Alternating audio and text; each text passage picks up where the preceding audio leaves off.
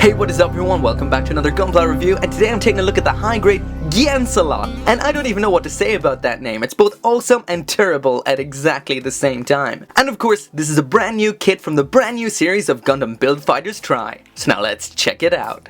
So there is what it looks like out of the box and snapped together. All I've used on here is the included foil seals, that's it. And as for my first impression, I guess I'll just put it this way. I absolutely despise the Gyan. I think it's one of the worst looking mobile suits or mecha ever. But the Gyancelot?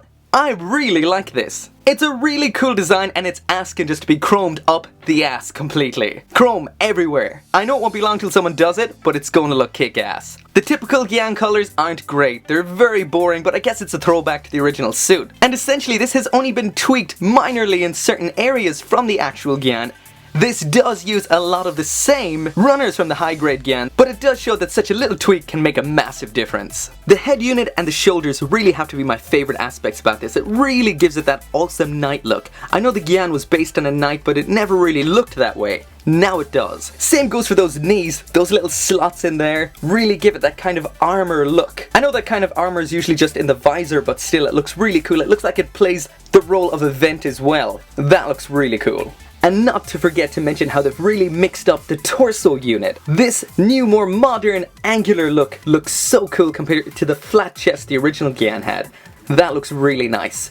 And flipping it around to the backpack, without the mantle it looks kind of boxy and plain, but the first thing I have to mention here is this. I have seen a lot of foil stickers in my time, and this clusterfuck right here has to be the absolute worst. It's already peeling off after a couple of hours, never mind days, weeks or months. That thing is gonna fall right off, and no amount of top coat or anything is gonna protect that. And that leads straight into what is probably the only bad aspect about the suit itself, and that is the foil seals. There's so many of them, and even if you try really hard to apply them, they're gonna look awful, especially these ones right here. Again, it goes without saying, especially for high grades, if you can paint them, paint them. Foil seals don't last, and they never look good. But on the whole, this is one rad looking mobile suit. So there's the high grade Gyancelot with everything it comes with, and it comes with quite a lot of stuff for a high grade. So first off in here we've got the beam saber, and this is the exact same one you would have seen with the high grade Gyan. But it goes without saying, this is a nice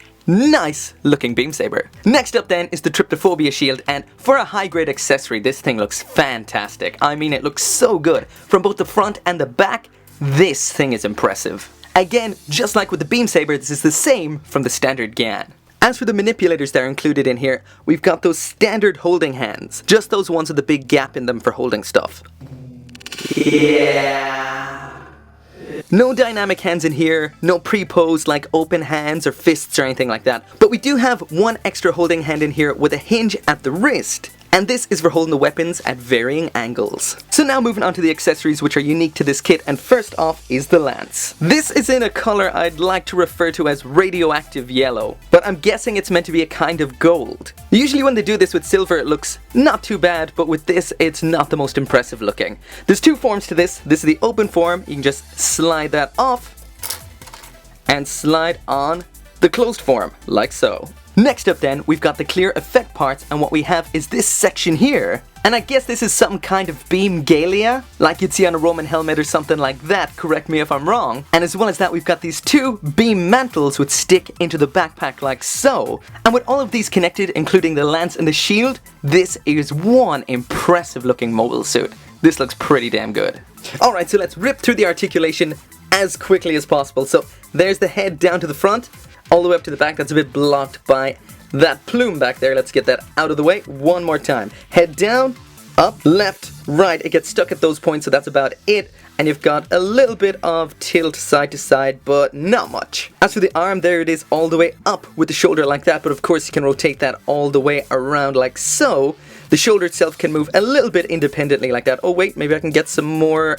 Not really, about less than horizontal there. We've got a rotation there at that point, and there is the bend at the elbow. Let's see how much we can get there. So that is pretty much all you could want from that. That is pretty much perfect. And it's just a simple ball joint there at the wrist, so pretty much what you would expect. As for the waist, there it is to the front, so there is a nice ab crunch there. There it is to the back. Try and move all that stuff out of the way so I can do that again. There it is to the back. There it is to the front.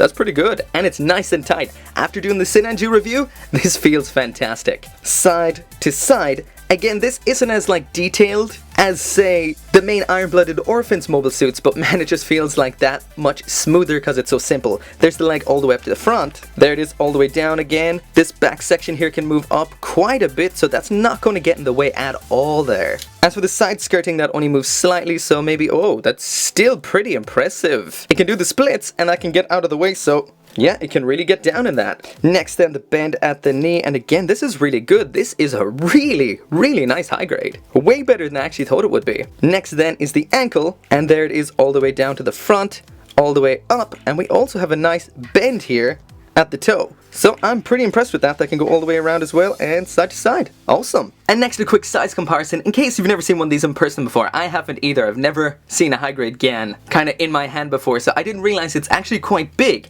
There it is beside high-grade Force Impulse, so it's a pretty sizable high-grade.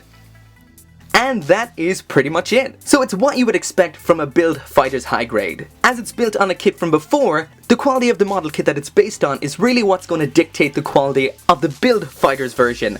And in this case, it's based on a 2016 kit, which is the Gyan from March, I think. And this really does feel like a 2016 high grade. It's solid, everything works the way it should. It is your typical simple high grade, so nothing's going to fall off, and it's just, what can I say? It's just solid and does what it's supposed to. After this Sinanju, this is an absolute breath of fresh air. The foil seals pretty much suck. If you're good at putting them on, it will look okay, but they don't age that well. So in the end, if you want this thing to be perfect, you've got to paint it. But all in all, it's a pretty awesome kit.